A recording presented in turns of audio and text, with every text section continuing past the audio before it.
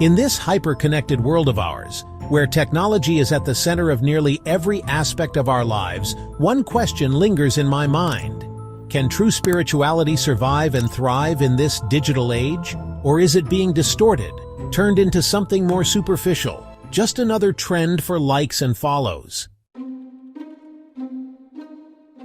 Over the past decade, the digital world has transformed almost everything, from how we work to how we connect. But what about how we connect with ourselves, with our inner truth, with the higher dimensions of our being?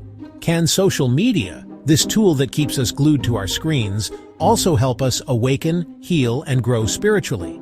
Today we're diving into this fascinating question. We're going to look at how spirituality has evolved in the digital age, and more specifically, how social media influencers have shaped the way we practice, share, and even understand our spiritual journeys. In the past, spiritual practices were something deeply personal, often shared in small, intimate communities, whether through books, teachings, or one-on-one interactions. But today, spirituality is everywhere.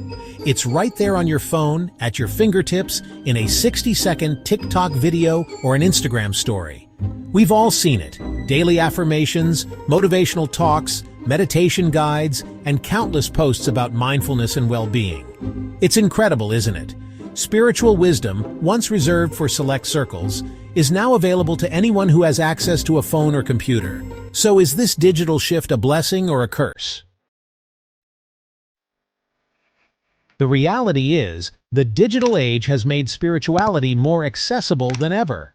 But in this vast sea of information, how do we distinguish between genuine wisdom and clickbait? Let's dig deeper into this. In the age of social media, spiritual influencers have risen to prominence. You've probably heard of figures like Sadhguru, Shetty, and Gabrielle Bernstein, people who have created massive followings, using their platforms to share spiritual messages and teachings. But who are these influencers? And why are they so powerful? To answer this, we first need to understand what it means to be a spiritual influencer. It's not just about posting pretty pictures or sharing quotes. It's about inspiring, motivating, and guiding people through their own journeys of self-discovery and healing. These influencers use their platforms to share teachings from their own lives, whether it's about mindfulness, healing from trauma, or the importance of living with intention. What makes these influencers so compelling? It's their authenticity. In a world of perfect filters, perfectly curated feeds, and highly polished images, these influencers stand out because they show up as real people, vulnerable, relatable, and human. Take Shetty, for example. He's someone who has gone from being a monk to a motivational speaker. His vulnerability about his own personal struggles, his journey from the monastic life to the digital world, makes him more relatable. People see him not as a distant guru, but as a guide who has been through the ups and downs of life, just like them. But it's not just about vulnerability. It's about creating content that resonates deeply with people's struggles and desires. Influencers are offering more than just spiritual wisdom. They're offering hope, connection, and a way out of the chaos that surrounds us. And in today's world, that's more important than ever. Now let's talk about the impact of spirituality in the digital space. Like anything in life, there are both benefits and challenges. So what's the good and what's the not so good? Let's start with the positives. The beauty of the digital age is the ability to reach millions. Spiritual teachings, once only available through books, seminars, or word of mouth, are now available at the swipe of a finger. Whether it's a YouTube video guiding you through a meditation practice, or a short Instagram story offering an uplifting affirmation, these pieces of content have the power to change lives. Spiritual influencers are also doing an amazing job of breaking the stigma around mental health. Influencers who are open about their struggles with anxiety, depression, or trauma are helping people realize that it's okay to seek help, to heal, and to embrace a spiritual journey for self-discovery and well-being. But it's not all sunshine and rainbows. There's another side to this phenomenon: one that we must acknowledge, and that's the commercialization of spirituality.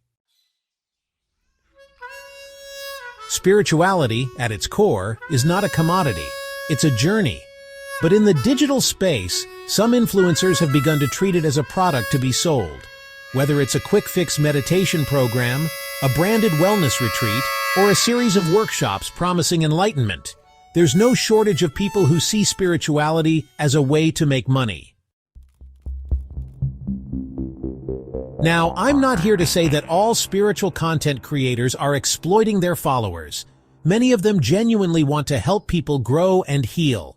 But as consumers of this content, we have to ask ourselves, are we looking for real transformation, or are we just buying into a trend? There's also the issue of ethics. Spirituality is not something to be sold, it's something to be experienced.